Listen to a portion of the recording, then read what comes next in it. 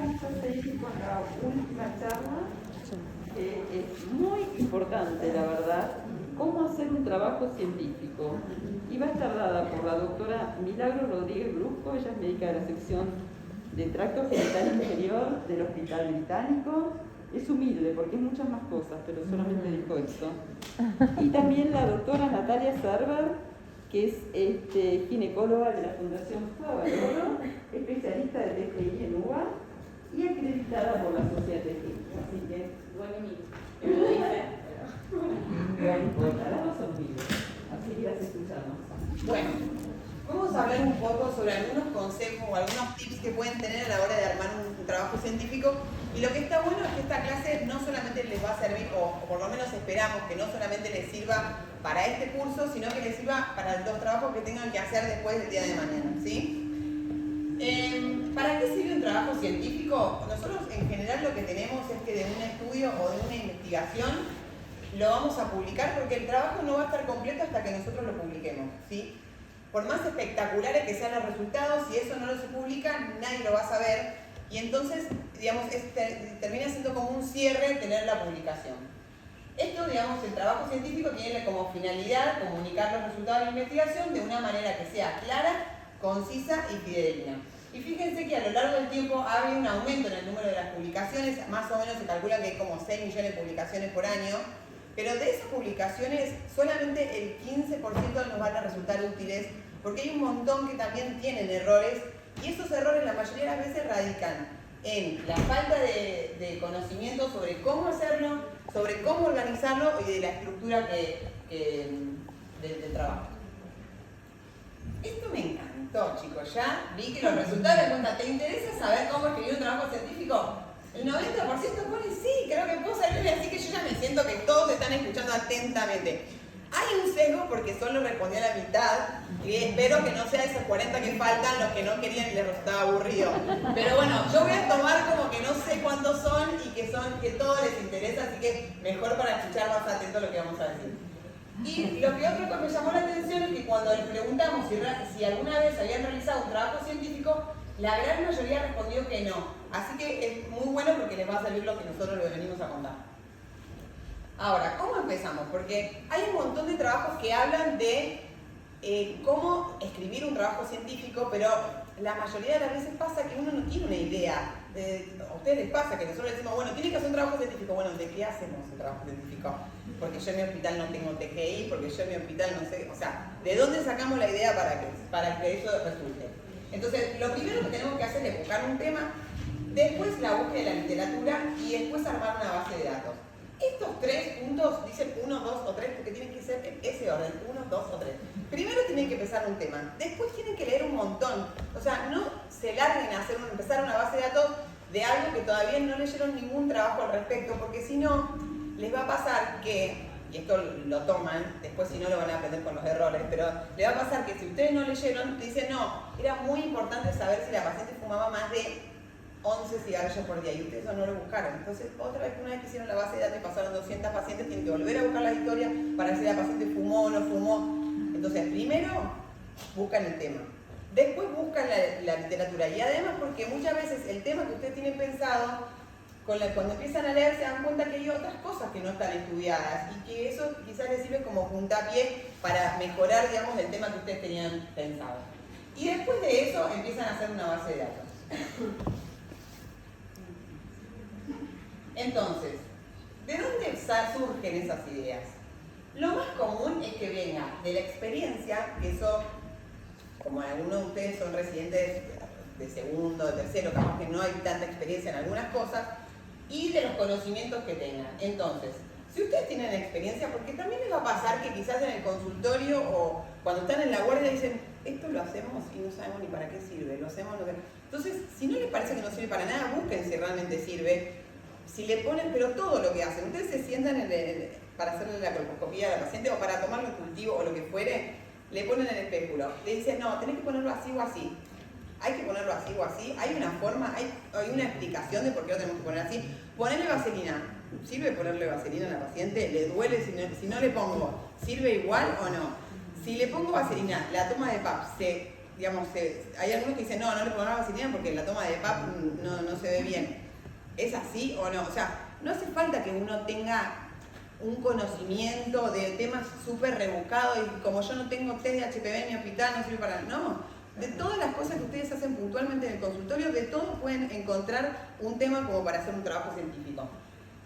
Después, pueden estar basadas en la experiencia, porque también les va a pasar que a medida que empiezan a hacer alguna especialidad o algo más, empiezan a tener como algo que no les suena, tipo esto que lo estamos haciendo lo hacemos porque realmente vale la pena hacerle, o porque me lo dijo el R4 y hay que hacerlo así. O sea, todo empieza, digamos, les va a empezar a resonar, o por lo menos debiese resonarle cuando hacen las cosas.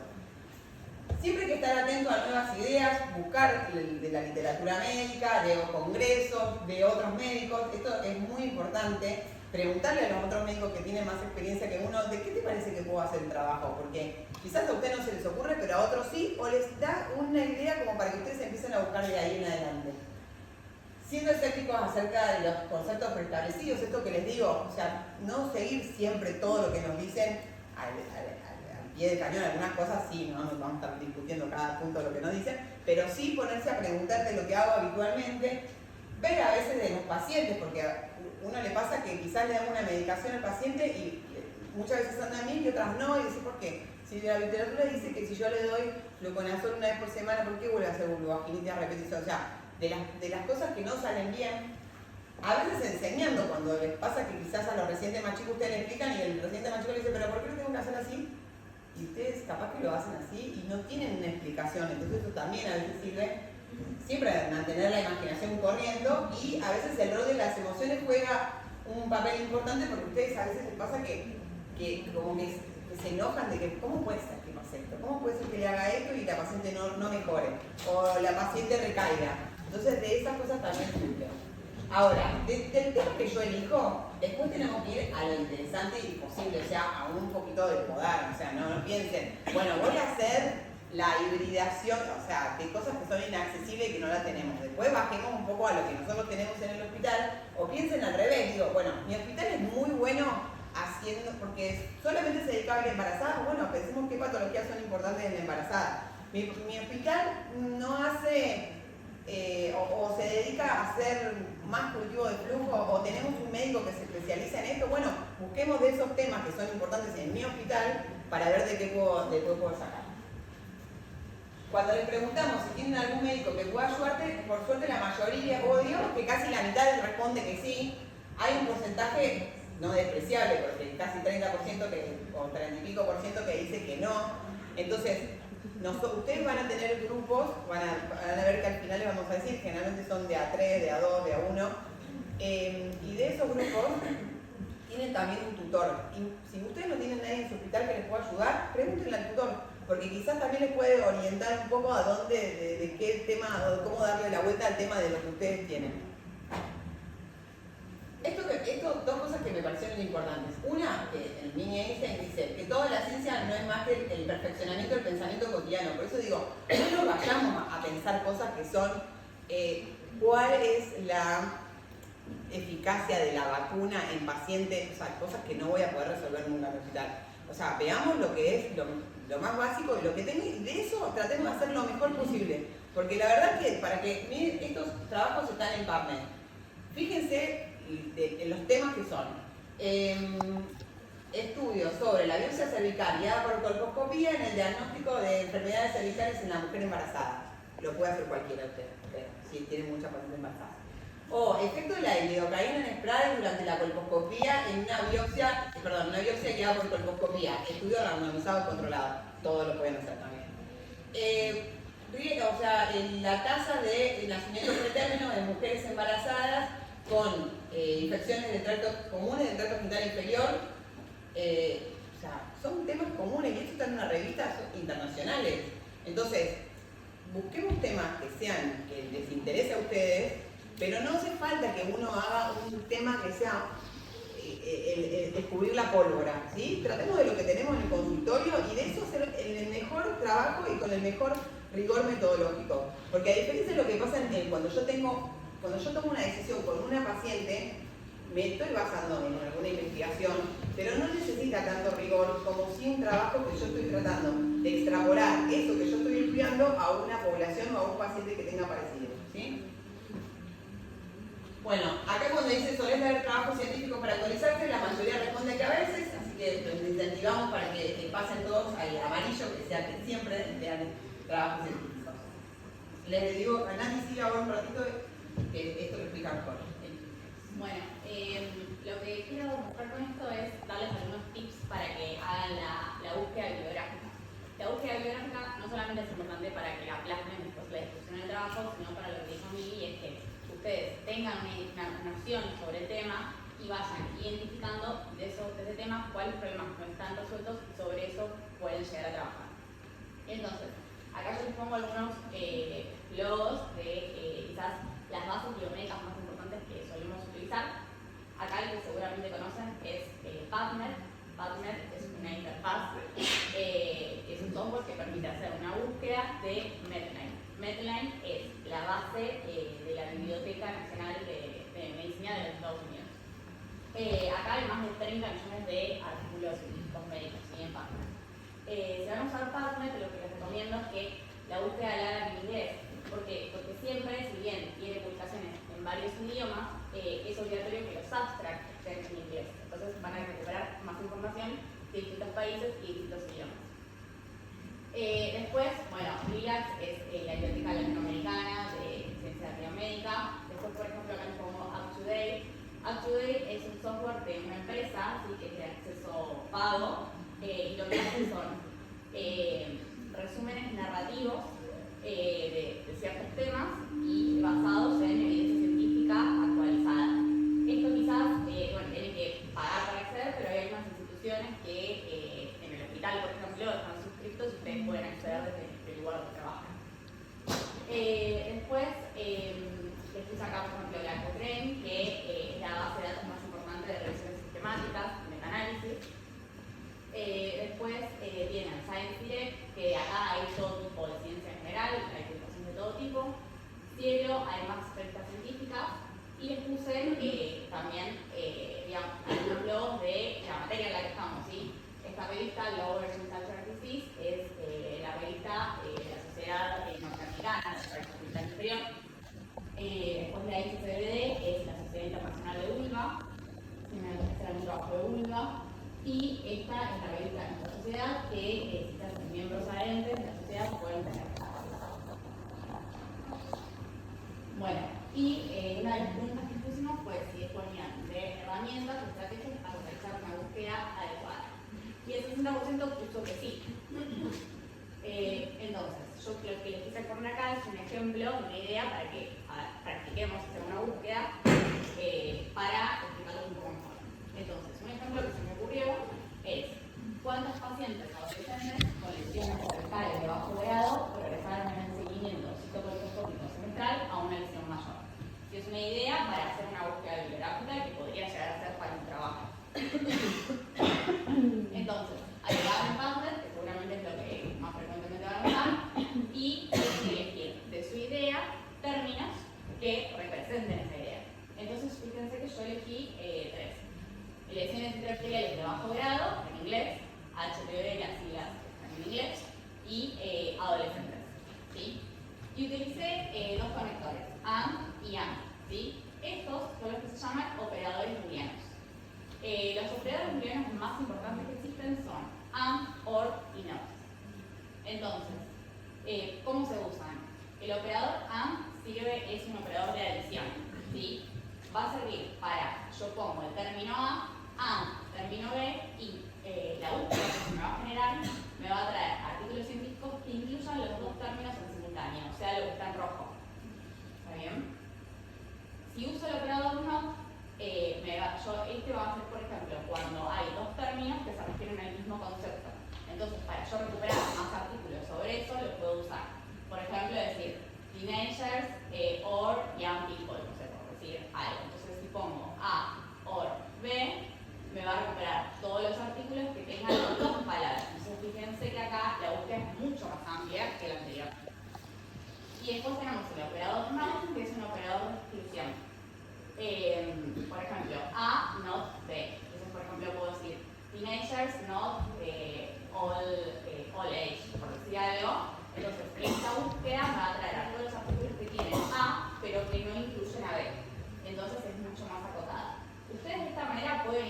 reformulando su estrategia de búsqueda cuando no encuentra lo que necesita, porque probando distintos operadores, distintos términos, para encontrar lo que necesita.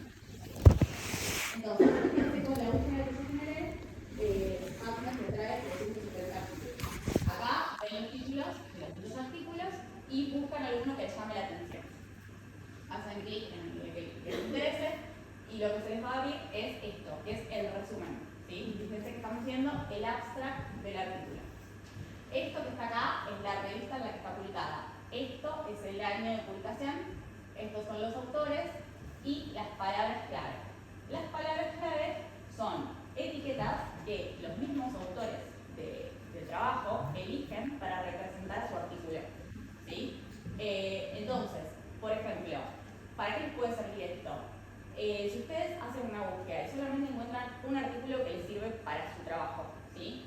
Lo abren, se fijan las palabras claves y dicen, ah, miren, podemos usar estas palabras para generar una nueva búsqueda. ¿Sí? Entonces, esto es otra cosa con la que se puede enviar para reformular su estrategia de búsqueda y encontrar lo que necesitan. Bueno, este artículo es gratuito, o sea, si ustedes tocan acá, lo van a tener acceso al artículo completo. Ahora, ¿qué pasa? Hay artículos que no son gratuitos. Para eso, quiero que miren esto que está acá, no sé, medio borroso, pero es el DOI. ¿Sí? Que a ver, les explico qué es. Entonces, la otra pregunta es si conocían herramientas para acceder a artículos pagados. El 58% puso que sí. Entonces, bueno, yo soy más partidaria de que la ciencia se comparte, entonces hay formas quizás no tan legales de obtener los artículos. Por cuestiones de ética no las voy a decir así abiertamente en el curso, pero el que me quiera mandar un mail y preguntarme por qué no lo conocen, me lo manda y yo le explico, así de fácil. Pero lo que tienen que conocer es esto. Entonces, el DOI es el Digital Offset Identifier, que es básicamente el documento, el DNI de un artículo digital. O sea, tanto las canciones, los libros, todo tienen su DOI. Es como la identificación dentro de la web. Entonces, copiando eso, lo ingresan en las páginas no tan legales y fíjense, yo ahí me bajé el artículo completo. Bueno. Después vamos a hablar un poquito de base de datos. La base de datos para mí es como la parte central del trabajo. Si ustedes hacen una base de datos que es completa y prolija, van a tener buenos resultados. Si hacen una base de datos incompleta y prolija, el trabajo va a ser una mentira, no va a ser algo real. ¿Sí? Así que esto es importantísimo. Entonces, lo que dijo Yamil, definir cuáles son los aspectos más necesarios. Para eso tienen que leer para saber qué tienen que poner en cada una de las columnas, qué van a recolectar de las historias clínicas. Y también para usar la menor cantidad de variables posible, porque si no van a estar tardes enteras completando un Excel, leyendo historias clínicas y después van a tener un montón de datos que no van a saber para qué usarlos. Entonces, busquen solamente lo que necesiten porque si no van a perder tiempo. Y esto, unificar términos, que parece quizás una banalidad decirlo, pero la verdad es que hace varios años estoy de coordinadora y me ha pasado de, por ejemplo, leer trabajos que me mandan para corregir y por ahí leo. La prevalencia del LSI fue del 30% y la prevalencia del SIN1 fue del 20%. Entonces uno dice, ¿cómo? SIN1 y LSI, ¿no estamos hablando de la misma cosa? Sí, estamos hablando de la misma cosa. Entonces, usen criterios para unificar términos. Yo entiendo que quizás las historias clínicas en el hospital las escribe gente distinta, un médico de planta diferente, la terminología va cambiando, entonces la terminología de la historia clínica también va cambiando, pero usen el criterio para unificar y hablar siempre de lo mismo. Porque si no les va a ser muy difícil manejarse dentro de la base de datos.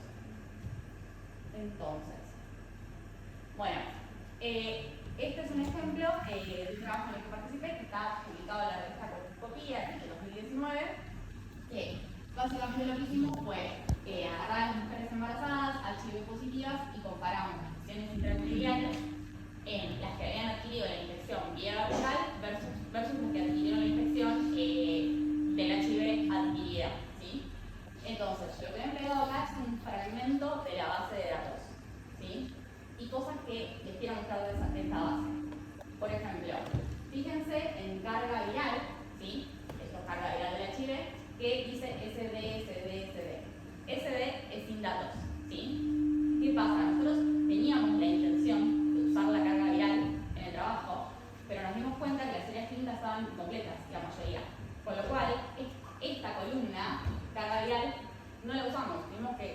repetirla porque no íbamos a tener un resultado real. Entonces, después, otra cosa, fíjense que en esta base de datos no hay palabras, son 2 números. Eso es porque lo que hicimos fue, para unificar los términos, codificarlos por números, ¿sí? Entonces, fíjense que en la base hay solapas. La primera es la base, la segunda es la variación. Entonces, por ejemplo, para vía de transmisión, fíjense que siempre hay 2 números, el 0 y el 1. Nosotros determinamos en nuestra validación, que es la segunda solapa, que el vía de transmisión 0 siempre era congénita o vertical y 1 siempre era adquirida. Entonces, en la base solamente vamos a ver 0 o 1. Y esto nos sirve porque si después queremos usar los filtros de Excel, es mucho más sencillo. Vamos a ordenar y filtrar, y van a cada vía de transmisión, seleccionan solo el 1, y fíjense que la base de datos muestra solo los pacientes que tuvieron la infección por vía adquirida. Entonces pueden ustedes trabajar y hacer los cálculos tranquilos con estos pacientes. Después, otros detalles, bueno, esto es algo quizás más personal, pero a mí me gusta, por ejemplo, poner los cálculos en una sola aparte para que quede más prolijo y los gráficos en otro también. Bueno, una vez que hicieron todo eso, que realmente eso de la base de datos es súper importante. Cualquier cosa también nos pueden preguntar del Excel, cómo hacer para fijar los filtros arriba. Hay una forma también de que directamente, nadie lo pone directamente en otra solapa, yo lo pongo arriba del todo, donde están los filtros, pongo 0 es adquirida, 1 es, así directamente cuando vos ya vas llenando la base de datos ya sabés porque el filtro de arriba queda fijo y lo vas haciendo. Si no lo saben hacer, apréndanlo a hacer porque es fácil y si no, hay tutoriales de todo en YouTube. Bueno, una vez que ya hicieron todo, primero buscaron el tema, después leyeron un montón, después hicieron la base de datos, vamos a ver cómo lo tenemos que escribir. Y básicamente, sigamos a la próxima por favor. El formato que se usa es el que todos conocemos. No es el único que existe, este formato se empezó a usar mucho a partir de los años 50, pero es el que más conocido y el que la mayoría de las revistas acepta. Se pone el título, se pone un resumen, generalmente viene con un abstract en inglés, la introducción, materiales y métodos, resultados y la discusión, y después pueden o no poner conclusiones, agradecimientos y referencias. Las conclusiones y los agradecimientos son optativos. Eso como que va, como si fuese una receta de cocina que van siguiendo paso a paso, bueno, esto es lo mismo. Si siguen eso, todos entendemos. Vamos a hablar un poco de la introducción. La introducción lo que tienen que poner es más o menos una revisión de la literatura, ¿sí? El por qué ustedes eligieron este tema y por qué hicieron este trabajo. Y es una revisión reciente del tema, o sea que cuando busquen la bibliografía no busquen artículos de un siglo atrás, ¿sí? Traten de buscar los artículos que sean lo más actualizados posibles. Lo que pueden poner es lo que está hecho, o sea, lo que se sabe acerca, por ejemplo, que tengamos el que dijiste vos, de cómo del seguimiento de las pacientes que tenían LSI en adolescentes. Entonces, lo que está hecho hasta ahora, ¿qué se sabe? Las adolescentes, ¿progresan o no progresan? ¿Qué es lo que se sabe hasta ahora? Lo que no está hecho, o sea, ¿por qué puede ser que haya un problema que no está resuelto? Por ejemplo, bueno, se vio que la progresión es esto, pero en adolescentes no está estudiado, entonces, ¿qué es lo que no está escrito hasta ahora? O pueden directamente poner una pregunta a resolver, o sea, la hipótesis, o sea, cuando ustedes empezaron querían saber si la prevalencia de, no sé, clamidia en pacientes adolescentes, entonces ponen eso. Pero siempre tienen que poner por qué ustedes eligieron ese trabajo. Lo importante de esto, que son los errores que cometemos más frecuentemente, es, por un lado, no hay que incluir demasiada información. O sea, si ustedes, el trabajo de ustedes es de prevalencia clamidia en adolescentes, no empecemos a hablar de todas las infecciones del tracto genital inferior para después irnos a la transmisión sexual, para después irnos a clamidia, para después irnos a clamidia de todo el mundo, para después irnos a las adolescentes. O sea, estos trabajos, ustedes vieron que en general los trabajos son de 2, 3 hojas como mucho.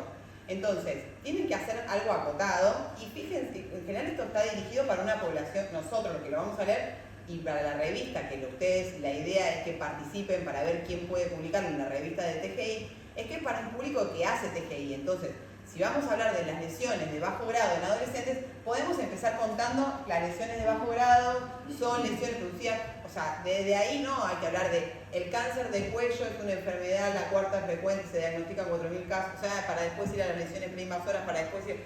Traten de acotarlo un poco, ¿sí?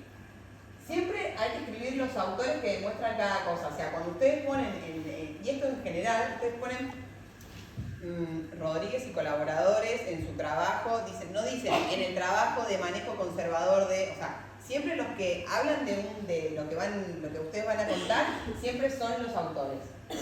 Siempre hay que tratar de hablar de lo global a lo particular, como les digo, si van a hablar del seguimiento de lesiones de bajo grado, empiezan a hablar de lesiones de bajo grado, después de ahí van a hablar de lesiones de bajo grado en adolescentes, o sea, como se van a ir acotando y van a ir desde lo más grande a lo más chico. Hay que asegurarse de definir bien las abreviaturas la primera vez que la utilizan. Si bien hay abreviaturas que todos las conocemos, la primera vez que se utilizan tienen que poner qué quiere decir. Y hay algunas, además, que quizás no todos lo utilizamos. Entonces, quizás yo a Clamidia Tracomática le pongo CT, pero quizás otro no. Entonces, tienen que especificar bien las abreviaturas. Y pueden ponerlo como un planteo de objetivos. Si quieren poner la introducción como si fuera todo, digamos, directo, y si no, se puede plantear. Mi objetivo del estudio era como objetivo principal o si tenía objetivos secundarios. Y tienen que ser claros.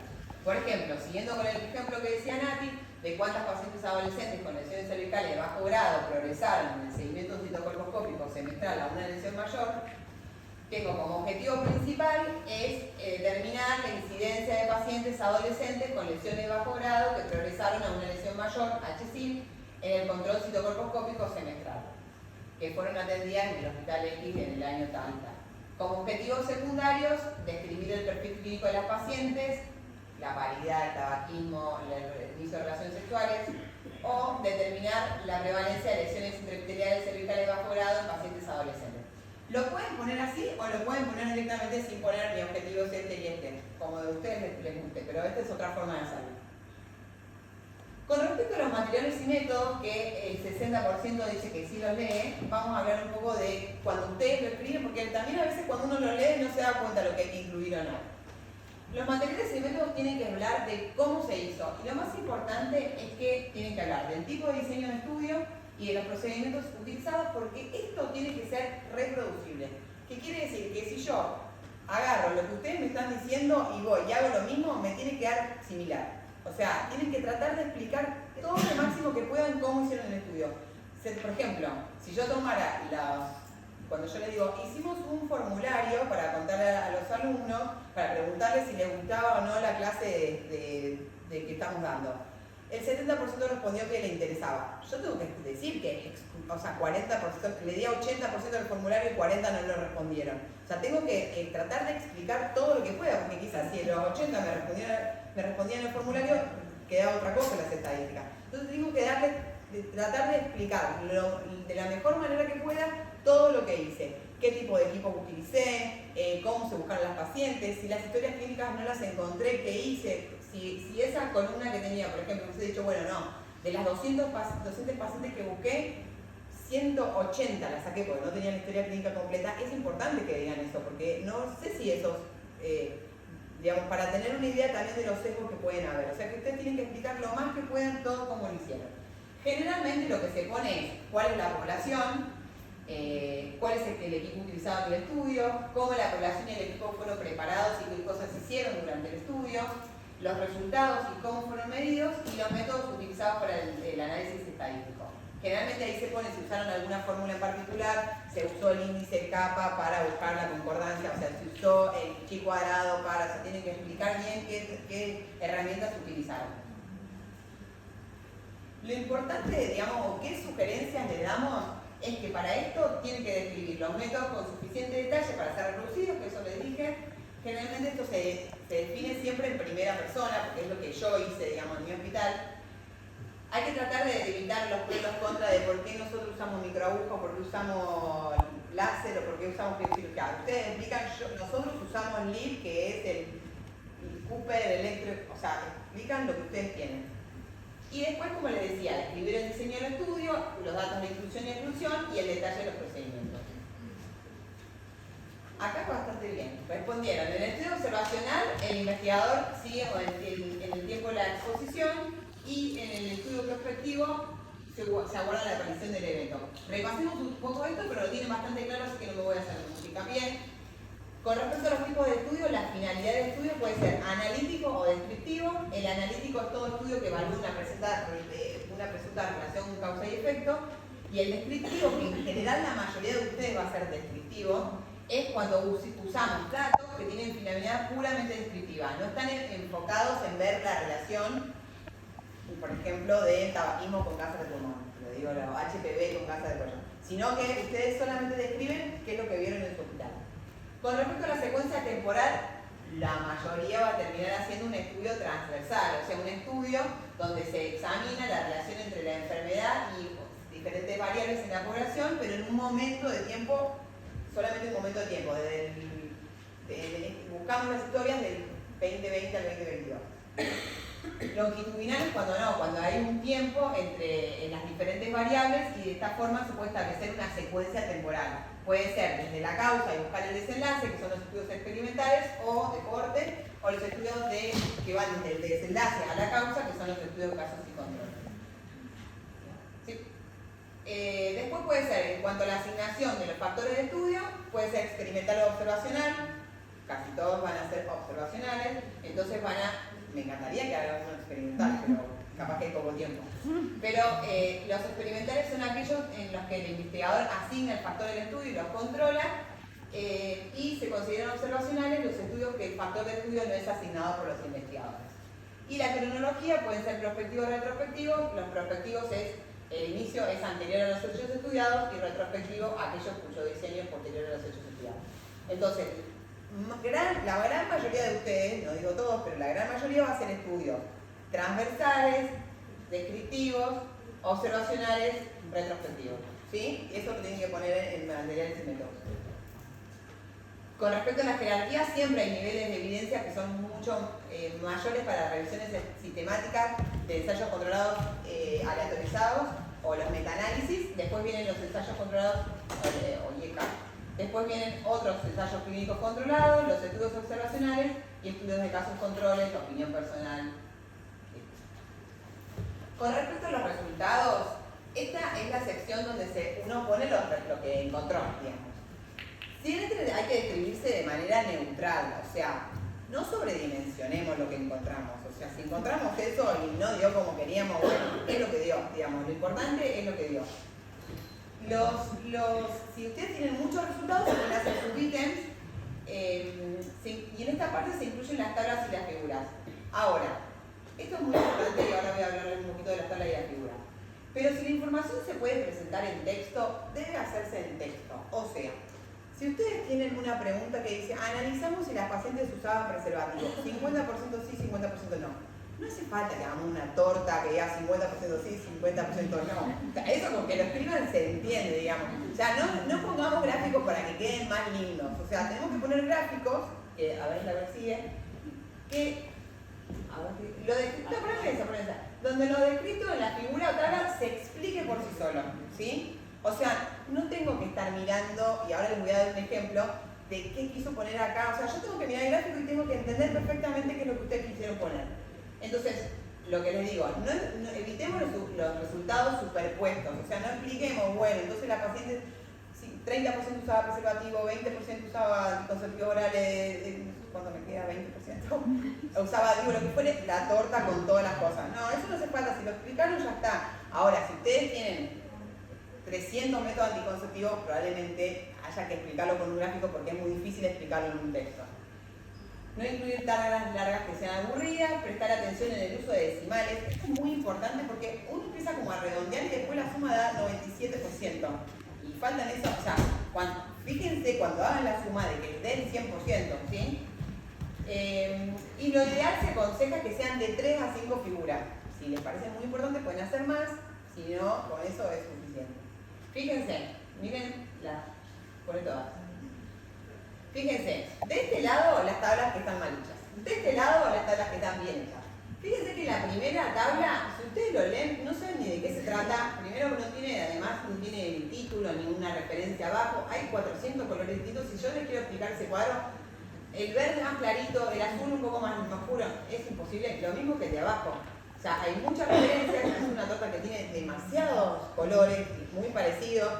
Pero fíjense en este cuadro que aunque ustedes no hayan leído el estudio, tienen una tabla que dice tipo de HPV y en el otro lado dice PAP.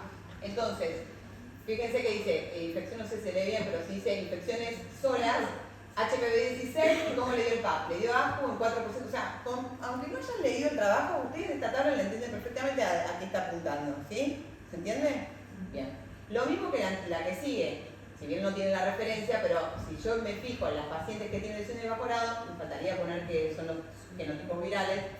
El genotipo viral 16 es el 30% de las pacientes que tienen lesión evaporado. Entonces, con esta tabla me resumo un montón, porque escribir esto es muy difícil. O sea, tengo que decir, bueno, entonces me dio 30% el 16, 21% el 11, 18% el 6, 5,6 el 58, y queda muy largo también en el texto. Entonces, en estos casos sí me sirve utilizar una tabla, ¿sí?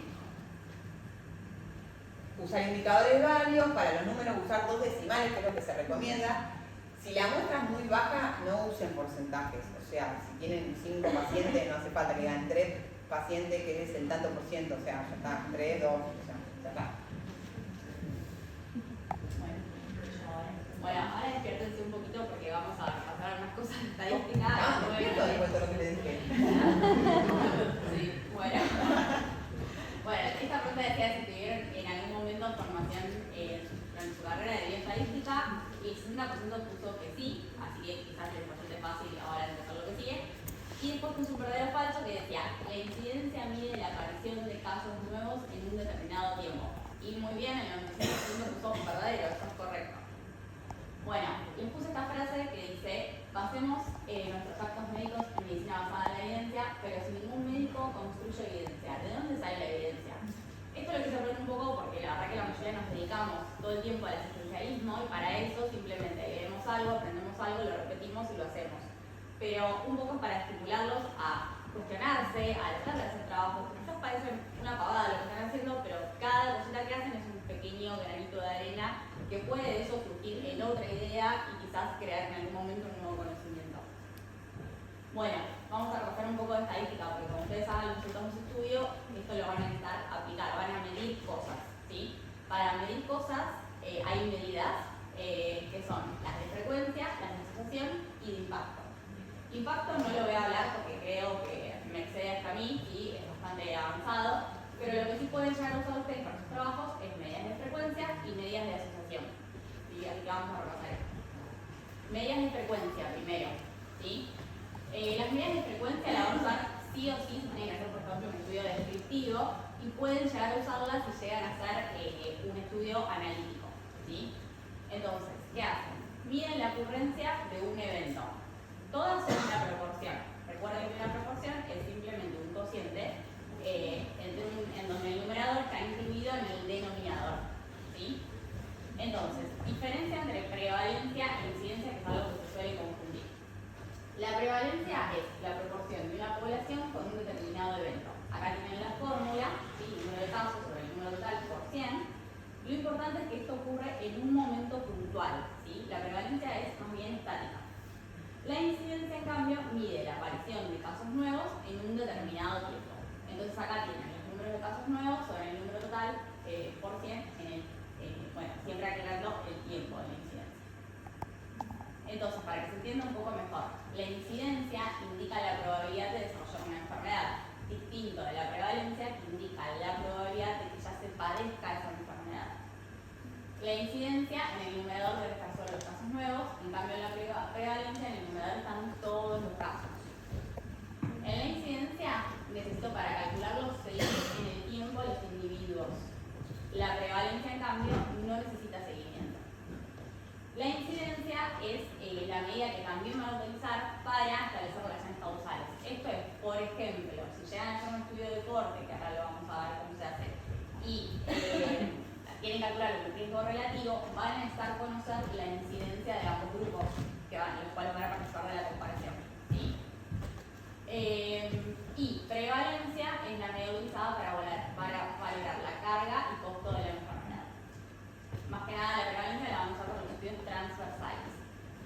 Entonces, volvemos al ejemplo anterior, ¿se acuerdan que los objetivos que les dijo Mili? Que quizás, no sé si se dieron cuenta que estaban las dos palabras puestas, pero miren, el objetivo principal es determinar la incidencia de pacientes adolescentes con lesiones de bajo grado que progresaron a una lesión mayor en este determinado tiempo, ¿sí? O sea, acá ven que es la aparición de nuevos casos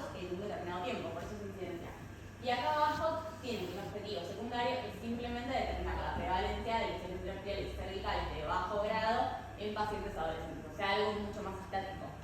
¿Se entiende la diferencia o alguien no termina de entender? Bueno, sigo. Bueno, y lo otro que vamos a ver son, bueno, quiero hablar de la búsqueda de la causalidad. El objetivo de la investigación biomédica es justamente esto, buscar causas de las cosas, ¿sí? Entonces, para buscar una causa se basa en la premisa de que nada es absoluto, entonces necesita hacer comparaciones. Entonces, lo que hace es ver si existe una asociación significativa entre un factor y un evento. Si la asociación no es significativa, entonces eso se debe simplemente al azar. Entonces, para hacer estas comparaciones y para comparar estas proporciones, por ejemplo, la incidencia, necesitamos de hacer test. El más conocido, seguramente algunas lo escucharon o lo leyeron, es el test de chi cuadrado, ¿sí? El otro es el test exacto de Fischer. Los dos tests, si bien tienen fórmulas distintas, esto es algo algorítmico y matemático, apuntan a lo mismo. La diferencia es que el test de chi cuadrado tiene ciertos criterios que deben cumplirse para poder hacerse y cuando no se cumplen, usamos el de Fischer, que ahora se les voy a mostrar. Ahora, ¿cómo calcular el chi cuadrado? ¿Sí? Pueden hacerlo de tres maneras. De manera manual, con Excel o con un programa estadístico. La manera manual está en la fórmula, que ahora se les voy a explicar. Con Excel, si quieren, también es muy sencillo, pero con esta fórmula lo pueden hacer, lo pueden buscar también cómo hacerlo en un tutorial, como dijo Mili. Pero yo les quiero explicar cómo hacerlo con un programa estadístico que es bastante fácil. Sí, parece algo re difícil, pero cuando lo hacemos, tenemos el EpiInfo, es un programa estadístico que se lo bajan de manera gratuita tanto en la compu como en el celu. Yo muchas veces lo he usado del celular directamente. Después el R, que este también es gratuito, pero es más complejo, necesitan hacer un curso específico para aprender a usarlo. Y les menciono el Stata, porque el Stata es quizás el mejor programa estadístico, es pago, pero cuando ustedes lean materiales y métodos y prestan atención y se fijan en qué programa estadístico usaron, no sé si algunos les prestaron atención a eso, pero van a ver que casi todos usaron el Stata. ¿Sí? Bueno. Entonces, para hacer un chi cuadrado de la manera en que lo hagan, ya sea manual, programa estadístico, necesitan hacer una tabla de 2x2 o de contingencia, que no sé si alguna vez la vieron. Siempre son iguales. En las filas van a poner los expuestos y los no expuestos. Y en las columnas el evento y el no evento. Y ustedes solo lo que tienen que completar es el valor de A, el B, el C y el D, que obviamente estos valores lo van a ir sacando de su base de datos. ¿Sí? Entonces, para hacer el cálculo manual, esta es la fórmula. El observado es lo mismo que A, B, C y D. Esos son sus valores observados, lo que ustedes ven en su base de datos. Y el esperado tiene que hacer una fórmula que es muy sencilla, tienen que utilizar los valores extremos marginales de las tablas. Por ejemplo, tienen que hacer el cálculo esperado de A, hacen, acá se les puse, A es para hacer el esperado, A más C por A más B, dividido el cociente del total. No importa, esto es para hacerlo de manera manual, que lo pueden llegar a hacer, pero ahora les voy a poner por el programa. Y esto es otra cosa importante. Para poder hacer un chi cuadrado, todas las observaciones, o sea, A, B, C y D, todos estos números deben ser mayor a 5. Si alguno es menor a 5, no van a poder calcular el chi cuadrado y van a tener que hacer el de Fischer. Entonces, cuando ustedes hagan el cálculo para ver la asociación, o sea, el chi cuadrado, por ejemplo, además, digamos, ese test les va a arrojar una medida de asociación. Que cuando lo hacen con el programa estadístico, eso aparece sola, ¿sí? Y si no, lo pueden hacer con la fórmula de manera manual. ¿Qué medidas de asociación van a usar? Para los estudios de casos y controles, van a usar el odds ratio. Los casos y controles, por ahí quedó claro, o si no quedó tan claro, siempre son estudios que se basan en la enfermedad. O sea, dividen a los dos grupos que ustedes van a comparar según si tienen o no tienen la enfermedad y después se fijan si está o no presente el factor. ¿Sí? Que es lo contrario a los estudios de corte. Los estudios de corte, como ven acá en el gráfico, dividen a la población en base a la exposición. ¿Sí? Entonces, el casos y controles es cuando ustedes parten de la enfermedad y el corte es cuando parten de la exposición. Y en base a eso dividen los dos grupos. La corte, que a veces se piensa que simplemente siempre es prospectivo, en realidad depende de dónde se ubiquen ustedes. Si lo pueden hacer retrospectivo o prospectivo, pero siempre básicamente dividiendo su población en base a la exposición y esperando o viendo si sucedió el evento. Bueno, para los de corte pueden usar el riesgo relativo o el odds ratio. Y después tienen los estudios transversales que más que nada se dedican a la prevalencia, son siempre retrospectivos y pueden calcular la razón de prevalencia y el odds ratio. Entonces, les prometo que después viene un ejemplo que entienden todos, pero necesito explicar la teoría primero. Bueno, ¿qué es el riesgo relativo? Lo que hace es compara el riesgo de enfermar en el grupo de los expuestos con los no expuestos. Para calcularlo es muy fácil. Incidencia de los expuestos, por eso les dije que tienen que conocer la incidencia del grupo, sobre incidencia de los no expuestos. ¿Sí? La razón de prevalencia se calcula igual que el RR, igual, solamente que para los estudios transversales y con la prevalencia. Y la razón de chances lo usan la hacen con la tabla 2×2. Hacen A por B dividido C por B. Entonces, vamos a... ¿Y cómo se interpretan las unidades de asociación? Todas se interpretan de la misma manera. Todas miden la fuerza con la que un evento se asocia a un factor. ¿Sí? Entonces, si todos se interpretan de la misma manera. Si el resultado de la medida de asociación es igual a 1, significa que no hay asociación entre el evento y la exposición o el factor. Si el valor es mayor a 1, significa que hay una asociación positiva, eso quiere decir que el factor aumenta el riesgo del evento. Si el valor es menor a 1, la asociación es negativa, eso quiere decir que el factor disminuye el riesgo del evento, o sea que es protector. Bueno, ejemplo. Este ejemplo que les puse acá es el trabajo que yo hice en el año 2015 cuando fui alumna de este curso y que fue el premio al mejor trabajo y está publicado en la revista. ¿Sí? ¿Qué trabajo fue el que hice? La idea, quiero decir que no fue mía, la idea fue justamente del médico de planta, del que yo era residente, que era el hospital Argerich, que era el doctor Gómez de Cor. Si ustedes se sitúan, año 2015, en ese momento recién se estaba empezando a hablar un poco del uso de P16 para definir la conducta ante SIN-2. Antes de este momento, a todos los SIN-2 se les hacía un LIF o un cono porque se consideraba una lesión de alto grado. No había P16 para definir. ¿Sí? Bueno, en la Argerich habían entrado algunos reactivos y digamos, se usaron en anatomía patológica y el objetivo del trabajo fue ver el resultado de las biopsias que tenían SIN-2 que resultaron positivas para P16, correlacionarlos después con la pieza de LIF o de cono para ver si realmente habían sido un alto grado o no. ¿Sí? Entonces ese fue el objetivo principal. Entonces, quiero decir, este trabajo no solamente fue premiado por que está metodológicamente bien hecho, sino porque en el 2015 fue como un año clave para este tema porque fue el año en el que cambiaron las guías de la sociedad, que hoy lo explicó seguramente el doctor Hartley, ¿sí? Y fue, digamos, era como el tema del momento. Entonces, eso también es importante que vean si quieren hacer algún trabajo que tenga alguna relevancia, ¿sí? Bien, y fíjense que los materiales y métodos fue un estudio observacional de corte, porque partimos de la exposición, que era ser positivo o negativo para P16, y retrospectivo. Entonces, acá materiales y métodos, fíjense que están puestos los criterios de inclusión y exclusión, siempre tienen que estar. Explicar todos los procedimientos, ¿sí? Explicar cuándo y por qué toman una biopsia, eso se manda a anatomía patológica en frasco, en formol, eso llega a anatomía patológica y se ve en tal equipo que hace la inmunohistoquímica, todo eso tiene que estar detallado. Y también el análisis estadístico. Fíjense, se realizan tablas de contingencia, se realizan cálculos de prevalencia, especificidad y sensibilidad, que era otro de los objetivos del trabajo. Se utilizó el programa, en este caso UCLR, y estableció una P menor a 0,05. Hicimos un Fisher porque no nos daba para hacer un chi cuadrado, porque van a ver que él es muy bajo, justamente porque teníamos muy pocos reactivos.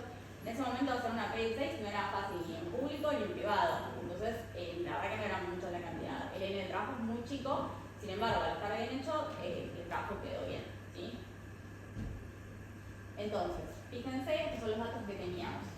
Estas son las biopsias que teníamos con SIN-2 y las vimos en si era P16 positivo o negativo y después el resultado posterior en la pieza de LIF o de cono. Entonces, P16 positivo era lo mismo para nosotros que decir expuestos, ¿sí? Y decir P16 negativo era lo mismo que decir no expuestos. Decir lesión de alto grado es lo mismo que decir evento y decir lesión de bajo grado es lo mismo que decir no evento, ¿sí? Entonces, P16 positivo con lesión de alto grado eran 24. P16 negativo con lesión de alto grado eran 0. P16 positivo con lesión de bajo grado eran 2. Y P16 negativo con lesión de bajo grado eran 4. Entonces simplemente completamos la tabla 2×2. Esto lo ponemos en el programa estadístico y los cálculos se pueden hacer solos. Entonces, para mostrarles cómo funciona el programa estadístico, bueno, esto es, si se lo bajan, van a entrar acá, al link, por gratuito, ¿sí? Se les abre esto. Entonces van a acá, donde dice Start Cal, a la calculadora. Entran ahí y van a donde dice tabla 2×2. Bien, se les va a abrir esto. Fíjense que se les abre todos estos cuadros y que lo único que tienen que completar son estos 4 opciones, que es justamente la tabla 2×2. Expuesto, sí, no, evento, sí, no. O sea, ¿qué es lo único que tienen que saber ustedes? Armar esta tabla. Ponen los datos y todo lo demás aparece. Bueno, como el trabajo anterior tuve que hacer un feature porque no se podía hacer este cuadrado, les puse otro trabajo de ejemplo. Este trabajo lo presenté en el Congreso de Ecuador cuando hice el fellow de TGI Clínicas. Entonces, que es más sencillo, dicen, el objetivo del presente estudio es comparar la prevalencia de lesiones multicéntricas del TGI en pacientes inmunosuprimidas por HIV comparadas con las pacientes inmunosuprimidas por otra causa. ¿Sí? O sea que, en este caso, las expuestas eran las HIV positivas y las inmunosuprimidas por otra causa eran las no expuestas. Y después, los que tenían lesiones multicéntricas eran el evento y los que no tenían lesiones multicéntricas eran el no evento. ¿Sí? Entonces, arman la tabla 2×2 y se fijan. Exposición, sí, HIV positivas con eventos sí. Fíjense que eran HIV positivas con lesión 30. Y 30, 30. Y así van completando la tabla 2×2, ¿sí? Mirando los datos. Entonces, completan y fíjense que todo esto se arma solo. Entonces ahora tienen que saber qué significa cada cosa. Lo que van a fijarse es primero eso de ahí. Eso ahí es el chi cuadrado, fíjense, el chi cuadrado corregido, ¿sí? Entonces, este es el resultado. Y lo que les importa, más que el chi cuadrado, en realidad es la P, que está al lado del chi cuadrado, ¿sí? Entonces, esto es 0,085. Esa es su P. Entonces, ¿qué es la P? La P es la probabilidad de que la diferencia de riesgo se debe al azar, ¿sí? O sea, si ustedes tienen una P menor a 0,05, eso es significativo y es una convención internacional, es algo que se exige internacionalmente. Si su P es igual o mayor, eso se debe al azar y no es significativo. ¿Está bien? Entonces, acá había una pregunta en la encuesta que decía, leyendo los resultados del estudio, observan que la P es mayor a 0,5. Y eso significa que, y digamos, una de las preguntas era que el trabajo está metodológicamente mal hecho, no sirve, y la otra, contestaron la mayoría, que no hay una asociación significativa, ¿sí? Entonces, si la P está igual o mayor a 0,05, y la verdad que se van a angustiar, no digo que no se van a angustiar, se van a angustiar porque hicieron un trabajo enorme y les va a dar que no es significativo, pero eso no significa que el trabajo esté mal hecho, el trabajo está bien hecho y no van a desaprobar, va a estar todo bien, pero después van a tener que ver en la discusión cómo justifican que no obtuvieron algo significativo. Ejemplo, la típica es, bueno, el N del estudio era muy bajo, tenemos que ampliar la muestra para la próxima, ¿sí? Ustedes en la discusión verán cómo la remontan, cuáles son las limitaciones que encuentran en ese estudio y lo escriben. Pero no significa que el trabajo está mal, simplemente que no encontraron algo significativo, ¿sí? Bueno, entonces, eso con la P. Después, fíjense que acá dice odds radio y acá risk radio, ¿sí? El OR y el RR. Entonces, el OR, fíjense que es 2,91, o sea, es mayor a 1, hay una fuerza de asociación, era lo que significaba, ¿sí? Y esto que dice acá, el lower upper, es el intervalo de confianza. El intervalo de confianza va entre 1.3 y 6.2. ¿Puedo agregar una cosa? Sí. ¿Ven que viene todo hecho, chicos? No hay que hacer. O sea, ya viene la P, ustedes ponen la tablita esa y ya les viene todo calculado, la P, el intervalo de confianza, y queda espectacular el trabajo. Y ustedes aprenden un montón de todo lo que significa, pero que ya viene con esa tablita de 4 números, ya les hace todo el trabajo el programita que se baja. Bien. Bueno, ¿qué es el intervalo de confianza conceptualmente para que lo entiendan? Por ejemplo, dice rango en el que se encuentra el valor verdadero. A ver, el odds ratio, yo nunca voy a saber cuál es el valor verdadero del odds ratio, porque depende de la muestra que yo tengo y el cálculo que hago, ¿sí? Pero, por ejemplo, si ustedes agarran todos los hospitales del mundo, ¿sí? El Turán, el Rivadavia, el Santoyani, y copian tal cual los materiales que son todos de este trabajo, y hacen exactamente lo mismo. Se supone que el 95% de las veces el odds ratio va a estar entre este intervalo de confianza. Eso significa el intervalo de confianza. ¿Está bien? Y, bueno, entonces acá tienen el odds ratio, el intervalo, el risk ratio y el RR y el intervalo. Bueno, y esto les quiero mostrar. Otra cosa que nos indica significancia estadística es que el intervalo de confianza no incluya al 1. Fíjense que el 1 no está incluido en el intervalo, no está incluido en el intervalo. ¿Sí? Entonces, las dos cosas que nos va a indicar significancia estadística es la P menor a 0,05 y el intervalo de confianza que no incluye al 1. Entonces, en este trabajo, acá se puede calcular el odds ratio, y el RR, que en este caso es equivalente a la razón de prevalencia porque estamos haciendo un estudio transversal. Y se acuerdan que se calculaban igual, ¿sí? Entonces, fíjense con estos números lo que dice el trabajo. En las pacientes inmunosuprimidas, la prevalencia de lesiones multicéntricas resultó ser del 32%. Al dividir los dos grupos, la prevalencia de lesiones multicéntricas en HIV positiva fue del 43% versus 20% en las inmunosuprimidas por otra causa. El test arrojó una RP de razón de prevalencia de 2,08 con un intervalo de confianza del 95%, lo puedo sacar de ahí, con un OR de 2,91, un intervalo de confianza de tanto. ¿Qué dice ahí? Nosotros la diferencia de tantos grupos estadísticamente significativa. P menos de la de 0,00. Y charán, ahí tienen resuelto el tema. Bien. Otra cosa que pueden llegar a calcular cuando hagan un trabajo científico es la sensibilidad y la especificidad de un test diagnóstico, por ejemplo, que fue uno de los objetivos secundarios del trabajo anterior que les mostré. La sensibilidad es esta fórmula, ¿sí? Es la probabilidad de que un paciente enfermo tenga un